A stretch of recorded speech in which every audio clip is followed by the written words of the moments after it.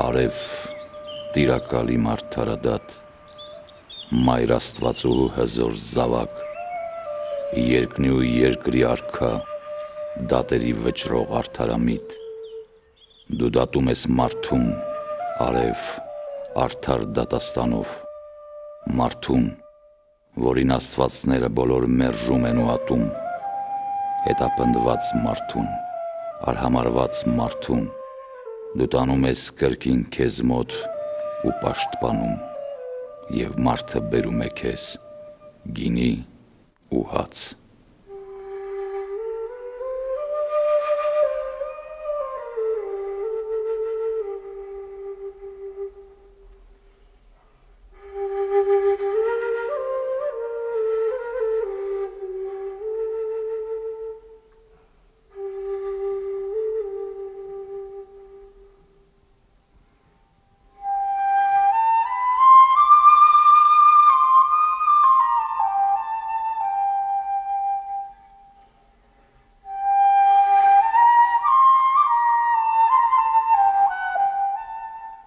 Մի հինավուրց ավանդություն է ապրում Ազատ գետի կիրճում։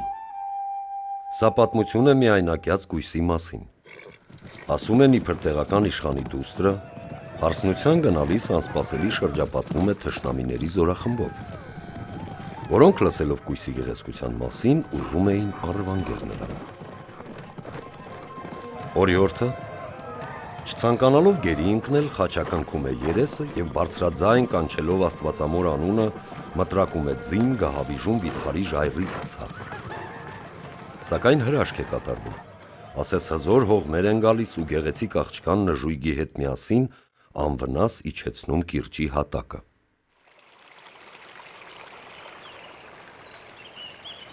Եվ հավատարիմ իր հրաշք փրկության խորհրդին, աղջիկը կուսակրոնության ուխտ է անում, առանձնանում է Գառնո գեղանկար ձորի մի այրում, այնտեղ, ուր 3 գետակներ էին խառնվում իրար։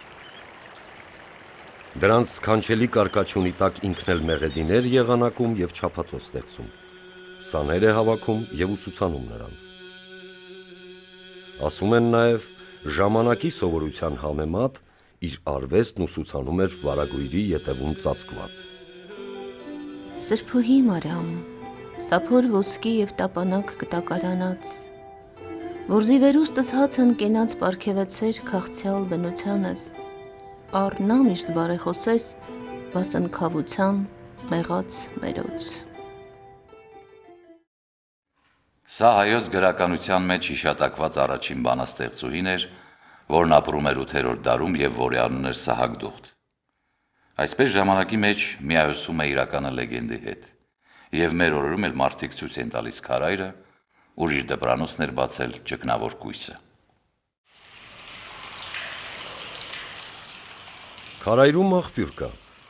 Այստեղ շատ քարայրներ ու աղբյուրներ կան, և դրանք ջրի պաշտամունքին նվիրված սրբավայրեր են եղել։ Ինչևէ։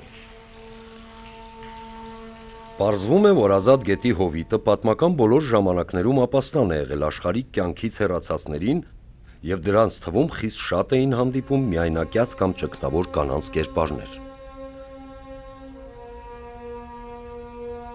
Սովորական իրապատում կամ առասպելականացված բազմաթիվ պատմություններ կան կապված անձավաշատ այս աշխարհի պաշտամունքների հետ։ Քարայրում թաքնված կինը դուրս է գալիս և մարթնչում բազմաթիվ թշնամիների դեմ, հաղթում նրանց։ Թվում է կուսակրոնության ուխտ էր արել նաև Տրդատ մեծի քույր Խոսրովի Դուխտը, որի համար արքան Գառնի բերդում հովանոց էր ստեղծել և որտեղ ապրում էր արքայաքույրը մինչև իր 80 տարեկան հասակը։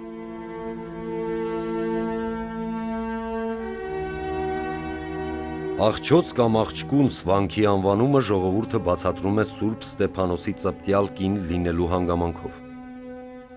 Ահա այսպիսիք էին Գառնո ձորի հինավուրց, թե հեթանոսական և թե քրիստոնեական ավանդությունները։ Այսպես խորանում է պատմությունը դեպի անհիշելի ժամանակները, և մոռացության մշուշից վեր է հառնում Գեղամա լեռներում բնակվող մի նախաստեղծ Աստվածուհու հզոր կերպարը։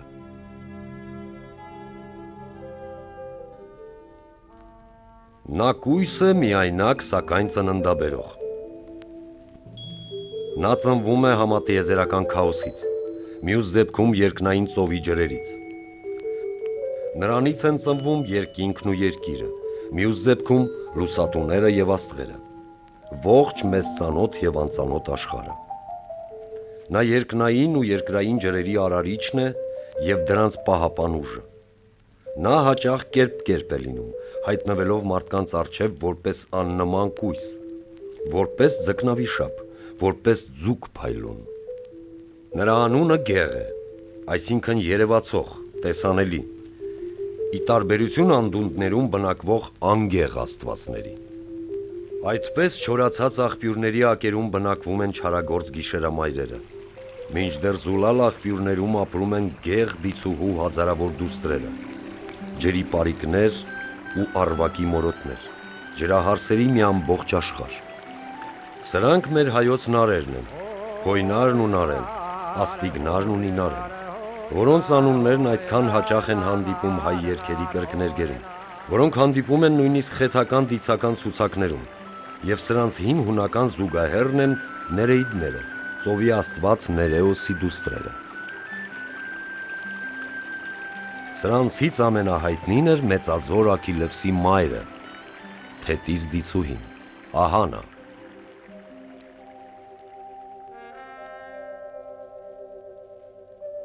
Գեղամա լեռներ, հարյուրավոր նորագույն հրաբուխների խառնարաններով ծածկված լեռնաշղթա։ Սրանց վերջին ժայթքումներն այնքան մոտ են մեր ժամանակներին, որ մարդը հիշում է դրանք։ Դաղրդոցով լեռներից հոսող հրե վիշապներն ու ամպրոպի խլացնող ճայթյունները մոխրից սևացած երկնքում, որ թրատվում էր կայծակե թրերի անհամար բոցկլտումներից։ Ահա նա տեսնում է երկնային ծովի լուսավոր փայլակը, հրեձուկը։ Մեր օրերում էլ երկնային փայլակի պահին մարդիկ ասում են ձուկը խաղաց, կամ ծովինարն է կերպ լինում։ Հետո ավարտվում է վիշապամարտը եւ լեռների ետևից ծնվում է արեգակը ոսկե, հրե պատանին։ Փայլակ, կայծակ, շանթ, որոտ, երկրային բոց, երկնային ուր։ Հայոց լեզուն խիստ շատ բառեր ունի, երկնորորդում եւ երկրի վրա ընթացող մանրամասները պատմելու։ Եվ նա նույնիսկ խոսում է այդ ամենի մասին իր հնագույն պատկերագրության մեջ։ Վաղնջական ժամանակներից մարդիկ լեռներում քարե վիթխարի վիշապաձկներ էին կանգնեցնում, ի պատիվ իրենց մայր աստվածուհու։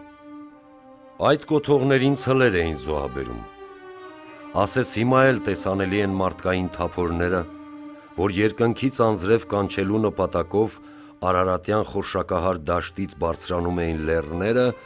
վիշապներին զոհաբերություն մատուցելու։ Ահա այս դիցուհին բազմաթիվ անուններ ունի ամբողջ աշխարհում։ Հայոց մեջ նրան անվանում են Աստղիկ։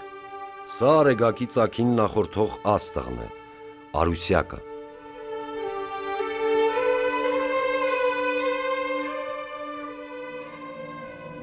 Ձկնավիշապի քարարձանի վրա ճշգրիտ քանդակված են այն տեղերը, ուր պիտի փռվի մատաղած ցուլի կաշին, ուր դրվի գլուխը, ուր կախվեն վերջույթները։ Այստեղ են նաև զույգոցերը, որոնք մշտական ուղեկիցներն են պատանի Արեգաստծո, երբ նա մենամարտում է ցուլի հետ, ապա զոհում նրան մեծ մորը։ Ով է սա, այս պատանի աստվածն Արեգակնային։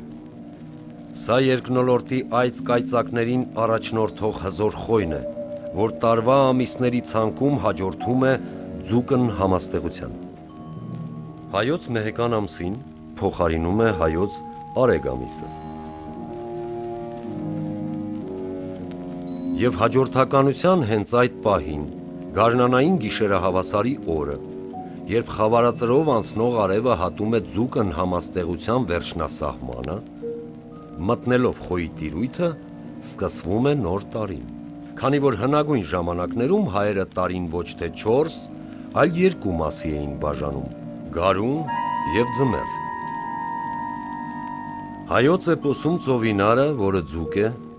ծնում է սասնա խոյերի սերունդը։ Դրանցից մեծ և փոքր մհերները Ամենահնում գարնանային և աշնանային գիշերհավասարի հզոր արեգակնային աստվածներ էին։ Նեմրութ լեռան դիցական արձանախմբում Միհրի արձանի տակ գրված են Աստծո արևելյան և արևմտյան անունները՝ Ապոլոն, Միթրը։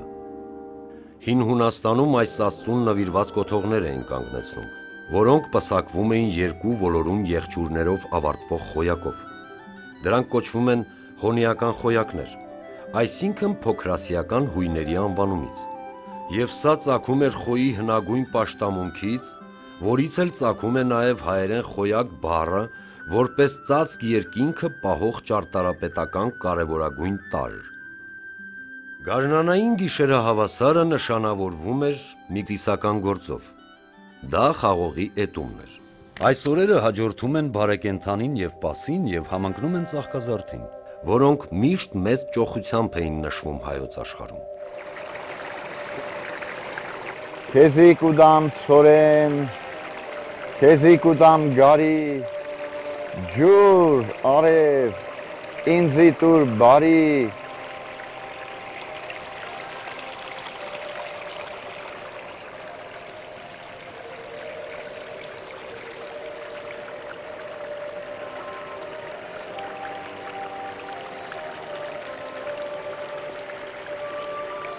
Մյուս տոնն էր աշնանային գիշերահավասարը, որի ժամանակ կատարվում էր խաղող օրհնեքի ծիսակատարությունը։ Քրիստոնեության ժամանակներում գարնանային այս տոնը նույնացվել է Քրիստոսի համբարձմանը։ Սա մի պահ է, երբ բոլոր ջրերը կանգ են առնում։ Ընդհակառակը, երկինքն ու երկիրը, լեռներն ու քարերը, ծառերն ու ծաղիկները շարժվում են ու համբուրում միմյանց։ Անշունչ առարկաները լեզու են առնում ու սկսում խոսել իրար հետ։ Այսպես է նկարագրում Աբեղյանը։ Այդ հրաշալի պահին բացվում է մհերի դուռը և կարելի է մտնել քարայր, տեսնել մհերին, նրա նժույգը, աստղազարդ երկնքի անիվն ու բախտի անիվը, այսինքն կենդանակերպի շրջանը։ Խոյի նշանին մենք հանդիպում ենք ամենուր՝ ժայռապատկերներում, ճարտարապետության մեջ, զարդամոտիվներում, գլխազարդերում, որ հայոց մեջ կոչվում էին պատիվ։ Մերձավոր Արևելքում և Փոքր Ասիայում այնքան տարածված վարսահարդարման ձևերում։ Վերին մասում մազերը խոյաեղջյուր ձևով են հարդարված։ Ավելի ցած երկնային ջրերն են հոսում։ Մի հրաստո գլխանոց խույրը, այսպես կոչված փրուգիական կամ կիմերական գլխարկը, խոյի եղջյուրի տեսքն է ձևացնում։ Հայոց էպոսի մի տարբերակում հայտնաբերում ենք փոքր մհերի անվան, մի այլ թվում է ավելի հին տարբերակ։ Այդ անունն է Գառնիկ Որփուք։ Այստեղ գառն ու խոյ հասկացությունների միջև էական տարբերություն չենք տեսնում, մանավանդ, երբ հավելվում է Հիսուսի մեկ մականունը ևս, այն է գառն Աստծո։ Մեծ հայքի Մազազ գավառը տեղադրված է Այրարատ կենտրոնական նահանգի հյուսիս-արևելյան լեռներում և սահմանակից է Սյունյաց հզոր աշխարհի Գեղարքունիք գավառին, որն ուրարտական արձանագրություններում կոչվում է Վելիկուխի։ Այս լեռներում ամեն կողմ տեղանունների մեջ վկայված է հենց նույն գեղ բառը, որը ծագում է հնդեվրոպական վել արմատից և նշանակում տեսք կամ վիշապ։ 14 դարի մի ձեռագրի հիշատակարանում նշվում է, որ գառնին հիմնադրվել է մեր թվարկությունից առաջ 2166 թվականին։ Այդ հիմնադրման մասին պատմում է Մովսես Խորենացին։ Հայք Նահապետի թոռան թոռ Գեղամը Ազատ գետի ափի մի բարձրավանդակում ձեռակերտ է հիմնում, որն իր անունով կոչում է Գեղամի, և որը հետագայում նրա թոռ Գառնիկի անունով վերանվանում է Գառնի։ Այսպիսով, Գեղամա լեռներում արմատական տեղանունների մի մեծ խումբ ծագում է Գեղ արմատից։ Գեղարքունի, Գեղասար, Գեղմաղան լեռներ, Ազատի կիրճի խորքում բարձրաբերդ ժայռերի վրա կառուցված է Գեղի կամ Քեղվաբերդը, որ ժողովուրդն այսօր կոչում է Կաքավաբերդ։ Դրա ստորոտում հռչակավոր Գեղի վանքն է, որ այսօր ժողովուրդը կոչում է Իմիրզեկ։ Նույն արմատն ենք տեսնում Գողթ և Գեղարդ անվանումների մեջ։ Գյոլայսոր, Գիլանլար աղավաղված անվանումներում և դրանցից վեր Գեղ վիշապի կոթողներն են։ Եվ որքան զարմանալի է աղբյուրների ժամանակագրական ճշգրտությունը, համեմատելով հնագիտության տվյալների հետ։ 1949 թվականին Գառնի ամրոցի տարածքում սկսվեցին պեղումներ վաղագույն շերտը բացահայտելու նպատակով։ Շուտով մեկը մյուսի ետևից ի հայտ եկան տարբեր ժամանակյա կացարանների հետքեր, սկսած վերին շերտի միջնադարյան բնակատեղիից և անսպասելի 3 մետր խորության վրա բացվեց մեծ կլոր կացարանի հիմքը, որ 8,5 մետր տրամագիծ ուներ։ Կացարանը շրջապատող կառույցները կլոր և քառակուսի հատակագիծ ունեին։ Կլոր կացարանի ճիշտ կենտրոնում մի մեծ կոպտատաշ քար էր ընկած։ Կարելի էր ենթադրել, որ սա բնակատեղիի պաշտամունքային կառույց է։ Ամրոցի հյուսիսային հատվածում պեղված տարածքներում գտնվեցին բազմաթիվ առարկաներ, որոնք գրեթե ճշգրիտ պատկերացում էին տալիս ժամանակի կենցաղի, արհեստների, մշակույթի, պաշտամունքի, ընդհանրապես մարդկային համակեցության մասին։ Այդ ժամանակվա մարդիկ զբաղվում էին որսորդությամբ և ձկնորսությամբ, անասնապահությամբ և արհեստներով։ Ըստ առկա նյութի պեղված հատվածի ստորին շերտը համապատասխանում էր վաղ բրոնզի դարաշրջանին, մեր թվարկությունից առաջ 3-րդ հազարամյակի սկիզբ։ Մետաղի խարամի կտորներ, կացնի կաղապար,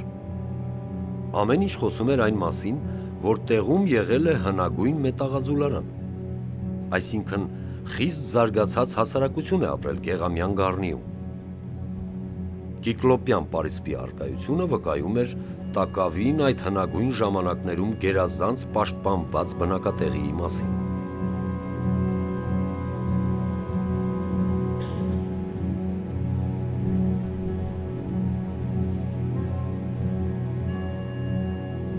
Պեղումների ղեկավարն էր ակադեմիկոս Բաբկեն Առաքելյանը, որին կոչում էին Անդրկովկասյան հնագիտության պատրիարք։ Բրոնզեդարյան շերտը պեղում էր Էմմա Խանզադյանը, և ինչպես ինքն է պատմում, կլոր կացարանի հատակը սվաղված էր կավով, սակայն մենք դեռ չէինք հասել մայր հողին, ուստի որոշվեց շարունակել պեղումները։ Եվ կացարանի հատակի տակ հայտնվեց մոտ 40 սանտիմետրանոց մոխրաշերտ, իսկ դրա տակ նույնպես կավածեպ հատակով ճիշտ նույնպիսի կլոր մի կացարան։ Մենք հասել էինք մայր հողին։ Սա վաղ բրոնզե դարն էր, խիստ զարգացած մշակույթով մի դարաշրջան, որ գիտության մեջ կոչվում է Կուրարաքսյան, և որի ազդեցությունը հասնում է արևելքում մինչև Հնդկաստան, արևմուտքում մինչև Պաղեստին և մինչև Միջերկրական ծովի ավազանը։ Հետաքրքիր է, որ Գառնի ամրոցից ցած ստորին հրվանդանի վրա կա նույնատիպ նույն ժամանակյա ևս մեկ բնակատեղի։ Բաց տեղանքի կողմից սա էլ է ամրացվել 2 շարք կիկլոպյան պարսպով։ Թեև ամրոցը չի պեղվել, սակայն պարզորոշ երևում են կացարանների հետքերը։ Ընդհանրապես շրջակա լեռներում բազմաթիվ մեգալիթյան կառույցներ կան։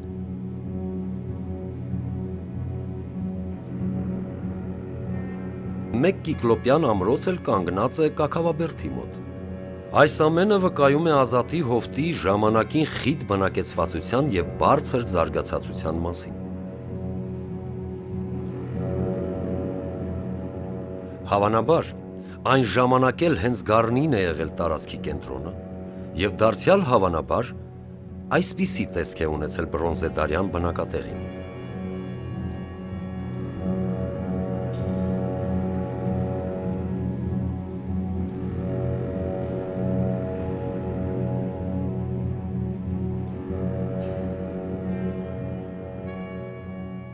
Եվ ահա երկրորդ հազարամյակի վերջում ավարտվում է բրոնզե դարը և դա սոսկ երկաթին անցնելու ժամանակ չէր։ Նոր աշխարհակալություններ էին առաջանում, իրենց ծավալապաշտական ձգտումներով ոտնակոխ անելով այն ամենը, ինչ կանգնում էր նրանց ճանապարհին։ Եվ այդ աշխարհակալություններից մեկն էր Վանի հզոր թագավորությունը։ Այսպես, մեր թվարկությունից առաջ 9-րդ դարում Սարդուրի արքայի որդի Արգիշտին անցնում էր Արաքսը հյուսիսային լեռնաշխարհն իր թագավորությանը միացնելու նպատակով։ Նվաճելով Արարատյան դաշտը, նա շարժվեց դեպի հյուսիս, դեպի Գեղամալեռները, եւ այստեղ նրա ճանապարհին կանգնած էր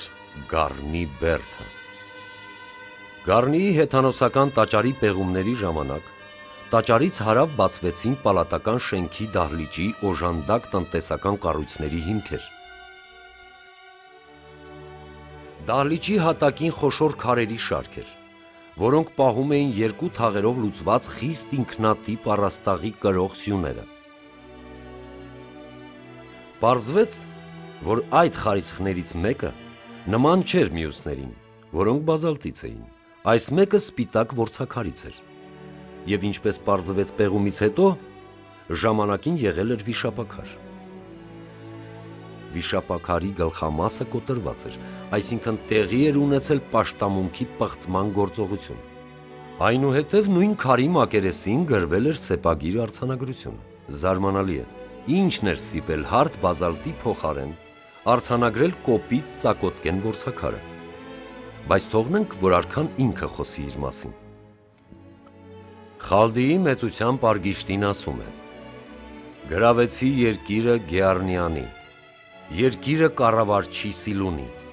թշնամական լեռներից, երբ ես վերադարձա, տղամարդկանց ու կանանց տարա»։ Ահա եւ դարձյալ ճշտվում է առասպելը։ Մինչև Արգիշտիի նվաճումն էլ երկիրը կոչվում էր Գառնի։ Այսպիսով արքան նվաճելով քաղաքը շարունակում է իր արշավանքը դեպի Գեղամալիճը։ Ամենայն հավանականությամբ նա լեռներում ոչ մի հաջողություն չի ունենում, հանդիպելով կատաղի դիմադրության։ Ուստի, վերադառնալով Գառնի, դատարկում է երկիրը մարդկանցից եւ ենթադրաբար գերիներին տեղափոխում է նորակառույց Էրեբունին բնակեցնելու, քանի որ այդ քաղաքը պիտի դառնար իր վիթխարածավալ պետության հյուսիսային մայրաքաղաք։ Կործանումից հետո մոտ 200 տարի Գառնին մնում է գրեթե անբնակ եւ կյանքն այստեղ վերականգնվում է արդեն Վանի թագավորության կործանումից հետո հայոց Երվանդունի թագավորների ժամանակներում։ Երևի սրանով է բացատրվում ուրարտական հնագիտական նյութի լիակատար բացակայությունը Գառնիում։ Հավանաբար լեռնեցիների դիմադրությունը եղել է խիստ կատաղի, քանի որ նրանք պաշտպանել են իրենց հիմնական սրբությունները՝ վիշապակոթողներն ու ժայռապատկերների սուրբ գրքերը լեռներում։ Եվ Վանի թագավորները շեղում են իրենց ճանապարհը։ Գեղամած օվակին տիրելու համար այսուհետև նրանք անցնելու էին Էլար-Դարանի բերդաքաղաքի ճանապարհով, շրջանցելով վիշապաբնակ թշնամական սոսկալի լեռները։ Մեկ այլ պղծված վիշապ էլ կա Գառնի ամրոցում, որի կոտրված երեսին արդեն միջնադարում խաչ է փորագրված։ Պատմության թատերաբեմից անհետանում են հին արևելյան տիպի վիթխարի աշխարհակալությունները, իրենց տեղը զիջելով նորերին, ավելի հզոր, ավելի զարգացած ու ավելի վիթխարի պետություններին։ Դրանցից խոշորագույնն էր Աքեմենյան Պարսկաստանը, որին շուտով միացվում է Երևանդունյաց անկախ պետությունը՝ Հայաստանը, սակայն դառնալով Հնդկաստանից մինչև Հունաստան փռված այդ վիթխարի պետության երկրորդ գահը։ Եվ Երևանդունյաց շրջանում Գառնին մենք դարձյալ տեսնում ենք բնակեցված ու զարգացած բնակավայր, հզոր բերդով։ Ամենայն հավանականությամբ այստեղ եղել է տաճարական կառույց և պալատական համալիր։ Եվ քանի որ Գառնիի հեթանոսական տաճարի տակ գտնվեցին հին մի տաճարի մնացորդներ, կարելի է համեմատություն անցկացնել Էրեբունիի Աքեմենյան շրջանում գոյատևած Սուսի տաճարի հետ։ Ինչպես պարզվեց, Սուսի տաճարի հատակագծային չափերը ճշտիվ համընկնում են Գառնիի ցելլայի, այսինքն սրահի չափերին։ Հավանաբար այսպիսի տեսք ուներ Աքեմենյան շրջանի գառնին, որից չափազանց քիչ բան է պահպանվել։ Աքեմենյան պետության երկրորդ շրջանում գերազանցապես զրադաշտական դիցարան են վերադառնում հին իրանական աստվածները՝ Արդվիսուրա Անահիտան, Վերեթրեգնան, վերջապես Միթրամիհրը։ Հայաստանում այս անունները սկսում են փոխարինել հայոց դիցարանի աստվածանուններին։ Հայոց Արեգաստծո անունը դառնում է Միհր, սակայն գործառույթները մնում են նույնը, ինչպես միշտ է պատահում։ Հենց այս նոր անվան տակ էլ հերոս աստվածը մտնում է հայոց էպոս, պահպանելով իր տրամագծային դերակատարումը որպես մեռնող, հառնող մի մեծ աստված։ Ընթացս հելենիզմի էպոխայի զարգացման այս պաշտամունքը հետզհետե ավելի մեծ շրջանակներ է գրավում և ինչպես կտեսնենք հետո, մի պահ սկսում է սպառնալ համաշխարհային նոր կրոն դառնալու, որի սահմանները ձգվում են Հնդկաստանից մինչև Ապենինյան թերակղզի։ Եվ ահա Երվանդունիներին փոխարինում են Արտաշեսյանները։ Հայաստանն էլ փոխում է դիրքն աշխարհի նկատմամբ, արագորեն վերածվելով աշխարհակալության։ Մայրաքաղաքը տեղափոխվում է Արտաշատ, և դժվար չէ գուշակել, թե ինչ կարևոր նշանակություն պիտի ձեռք բերեր մոտակա անմատույց գառնի ավանն ու հզոր բերդը։ Այս պահից սկսած գառնիի ճակատագիրը գրեթե 400 և ավել տարի անքակտելիորեն կապված է Արտաշատ մայրաքաղաքի ճակատագրի հետ։ Այսուհետ գառնին թագավորանիստ վայր է, ամառանոց, երբեմն ձմեռոց, հուսալի թիկունք մայրաքաղաքի համար։ Հավանաբար հենց այս ժամանակներում էլ կառուցվում է բերդի հզոր սրբատաշ պարիսպը, որը ժամանակի ամրոցաշինության իսկական գլուխգործոց կարելի է համարել։ Ի տարբերություն նույն ժամանակների սելևկյան, հելենական ավազաքարե կրաքարե բերդերի, գառնին անհամեմատ ավելի կարծր ու ամուր բազալտից է, որն անսպառ քանակությամբ սփռված էր հրաբխային լեռնաշխարհում։ Պահպանվում է հելենիստական ավանդույթը։ Ամրակապերի համար օգտագործվում են երկաթե ուղղահայաց ձողեր ու հորիզոնական ճանկագամեր, որոնք քարի մեջ փորված անցքերին են ձուլվում հալած կապարի միջոցով։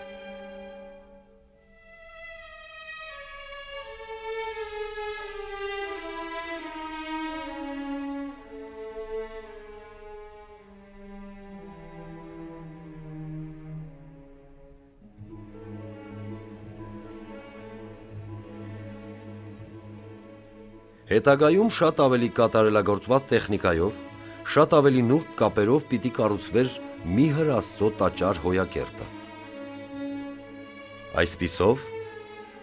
այնքան ամուր ու կատարյալ էր բերդապարիսպը, որ հետագա մասնակի ավերումները, տարբեր վերանորոգումներ գրեթե փոփոխություն չմտցրին նրա հատակագծերում և ստորին մասերում։ 1679 թվականի աշխարհակործան երկրաշարժը, այնուհետև գառնի ամրոցի վերածումը քարհանքի, կարողացան փոքր-ինչ խաթարել պարսպապատի, մեր նախնյաց ստեղծած ամրակուռ այս կառույցի ամբողջականությունը։ Եվ ահա դժբախտ հանգամանքների բերումով ավարտվում է մեր բնիկ Արտաշեսյան տոհմի իշխանությունը Հայաստանում։ Այդ բանը տեղի է ունենում ճիշտ Հիսուսի ծննդյան տարում և որպես հետևանք մեր աշխարհում սկսվում է 50-ամյա անիշխանության ծանր ու խառնաշփոթ մի շրջան, երբ մեկը մյուսին փոխարինում էին հռոմեական այլ և այլ դրածոներ, կամ հանկարծ Հայաստանը հայտարարվում էր հռոմեական պրովինցիա, այլ դեպքում պարթևական մի մարզ։ Ահա այսպիսի ողբերգական դրության էր հասել հայոց աշխարհն այդ հեռավոր ժամանակներում, սակայն այսպես երկար շարունակվել չէր կարող։ Շուտով Պարթևստանի գահին է բարձրանում ուժեղ և դրական հատկանիշներով օժտված մի տիրակալ, որի անունն էր Վաղաշ առաջին Արշակունի։ Վաղաշը երկու եղբայր ուներ՝ Բաքուր և Տրդատ։ ապագա ընտանեկան անախորժություններից խուսափելու համար սա որոշում է գահ պատրաստել նաև իր եղբայրների համար։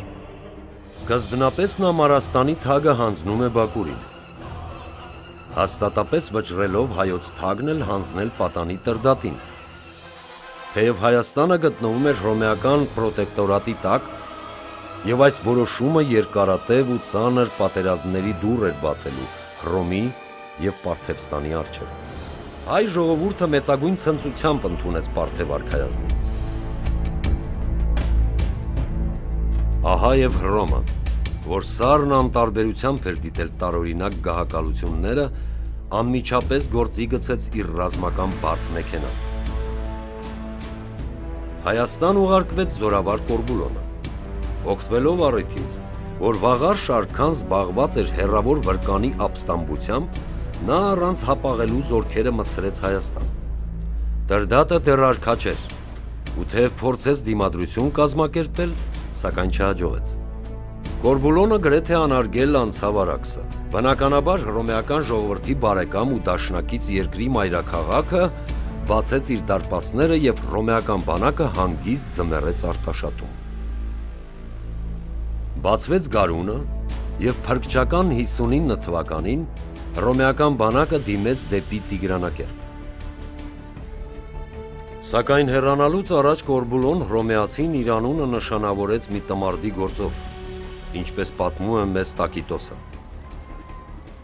Նա ավերեց ու այրեց խաղաղ Արտաշատը, պատճառաբանելով, թե այդքան զորք չունի մայրաքաղաքը պաշտպանելու համար։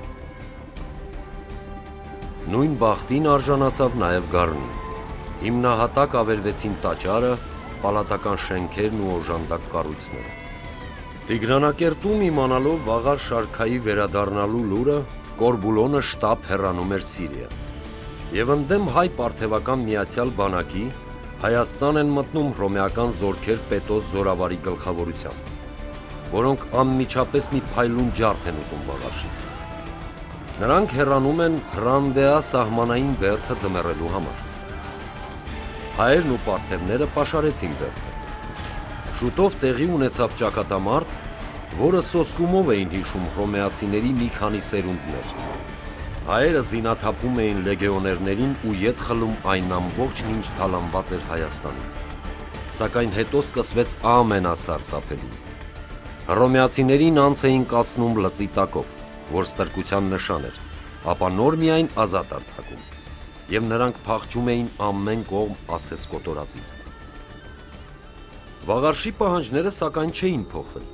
Դրանք դարձյալ համեստ էին։ Հայաստանի գահին պիտի բազմի իր եղբայր Տրդատը հռոմեական հովանավորության ներքո։ Կորբուլոնը վերջապես շարժվում է Սիրիայից մի խոշոր բանակի գլուխ անցած, բայց դա սոց ձևականություն էր։ Պատերազմը չսկսված էլ կանգ առավ։ Սկսվեցին բանակցություններ։ Եվ Տրդատը Ներոն կայսեր պատկերի առաջ երթվեց անձամբ գնալ Հռոմ եւ կայսրից ստանալ Հայաստանի թագը։ Եվ ինչպես գրում է մեծ Լեոն, թե որքան անկեղծ էր հռոմեացիներին տրված այդ երթումը, ցույց է տալիս այն, որ Տրդատը Հռոմ գնաց միայն 3 տարի հետո։ Մինչ այդ Ներոնից եկող մի շարք հորդորներն ու հրավերները հետաձգվում են այն պատճառաբանությամբ, թե Տրդատին Հայաստանում պահում են իր քրմական պարտականությունները։ Այսպիսով Տրդատը քուրմ էր, եւ երբ նա վերջապես շարժվեց դեպի Հռոմ, ինչպես պատմում է Կորնելիոս Տակիտոս պատմիչը, որպես հավատարիմ զրադաշտական ընտրեց ցամաքային երկար ճանապարհը, քանի որ ջուրը սրբություն էր եւ չէր կարելի այն պղծել։ Ճանապարհորդությունն էլ տևեց մոտ 2 տարի, եւ բոլոր հռոմեական քաղաքները մեծամեծ տոնակատարություններով էին դիմավորում հայոց թագավորին եւ նրա 3000-անոց շքախմբին, որի ծախսերը հոգում էր հռոմեական գանձարանը։ Դղրդաց եւ դուրս թափվեց աշխարհահռչակ մայրաքաղաքը հայոց արքային ընթառաջ, ամենտեղ ոսկով ու ծիրանիով էր զարդարված։ Ուստի հռոմեացիներն այդ օրն անվանեցին ոսկու օր։ Ներոնի եւ Տրդատի հանդիպումը ֆորում հրապարակում այսպես է նկարագրում հռոմեացի պատմագիրը։ Տրթատը մոտեցավ կայսրին ու բարձրաձայն արտասանեց. «Թագավոր, ծագումով ես Արշակունի եմ, Վաղարշի և Բակուրի եղբայրը և քո հապատակը։ Եկել եմ այստեղ քեզ իբրև մի հրաց ծծուն երկրպագելու համար»։ Ներոնը Տրթատին նստեցրեց իր կողքին, ապա թագադրեց ու սկսվեցին տոնախմբությունների երկարատև օրերը։ Ներոն կայսրն իբրև վարձավճար ավերված Արտաշատի դիմաց Տրդատին է հանձնում մի շատ խոշոր գումար, դրան ավելացնելով բազմաթիվ վարպետներ ու արհեստավորներ, որոնք պիտի վերականգնեին ամբողջ ավերածը և շատ ավելի լավ, քան եղել էր դրանից առաջ։ Տրդատ արքան Հայաստան վերադարձավ նույն ցամաքային ճանապարհով։ Դրանից հետո երկարատև խաղաղության ժամանակ էր սկսվում հայոց աշխարհի և ողջ արևելքի համար։ Այս երկարատև խաղաղ ժամանակաշրջանի մասին գրեթե տեղեկություններ չեն տալիս պատմագիրները։ Միայն հայտնի է, որ Արտաշատ մայրաքաղաքը վերակառուցվեց և շատ ավելի ճոխ ու գեղեցիկ էր։ Իսկ թե ինչպիսին եղավ Կորբուլոնի ավերած Գառնիի ճակատագիրը, կիմանանք ֆիլմի հաջորդ մասում։